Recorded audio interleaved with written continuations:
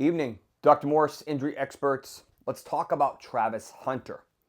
Coming into the season, he ended up being drafted second overall with a massive pick exchange between the Jacksonville Jaguars and the Cleveland Browns.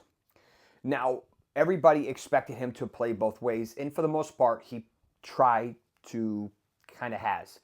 But he really hasn't been excellent on either side of the ball. He had a minor injury early in the year, but played through it.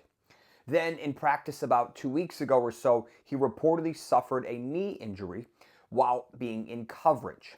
Now, this was reportedly a non-contact injury, and they ended up saying that this is not an ACL tear and that he was going on short-term IR, and he was getting a second opinion.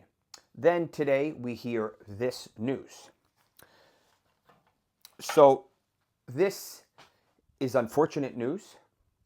He ended up going on season-ending IR today after he underwent surgery by Dr. Dan Cooper and Dr. Kaplan. Kaplan is the team doctor for the Jacksonville Jaguars, and Dr. Cooper is one of the top knee specialists in the entire world and also happens to be the Dallas Cowboys team doctor. He's also the one who just repaired Malik Nabers' ACL about a month ago. So let's talk about what happened here with Travis Hunter's knee injury. Now, what he suffered is not common. He suffered what we call an isolated LCL injury. This is the LCL. This is the fibula. This is the femur. So this is the inside of the knee. This is the outside. He suffered an outside posterolateral corner isolated LCL, partial or full thickness tear, likely a full thickness. Now, this is probably the least common injury in the knee. And it usually happens with contact.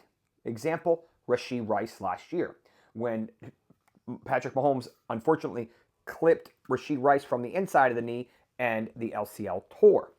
Now, the fact that Travis Hunter did this from a non-contact injury is very strange. So that means that the energy and the force had to have come this way, causing this to completely tear. Now, in general, this is not a big deal. Yes, it is going to end his season. Yes, he had it reconstructed yesterday, today. But in general, this is not a big deal for his long-term issues. There's no long-term issues with this. His ACL is intact. His MCL is intact. His PCL is intact. His meniscus is intact, as far as we know.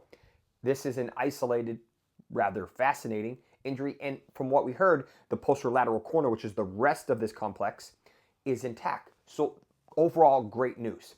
He could potentially participate in OTAs, and then going forward, will be 100%, no issues, heading into week 1 of 2026, just like Rashee Rice would have been this year if he didn't have his suspension, yada, yada, yada.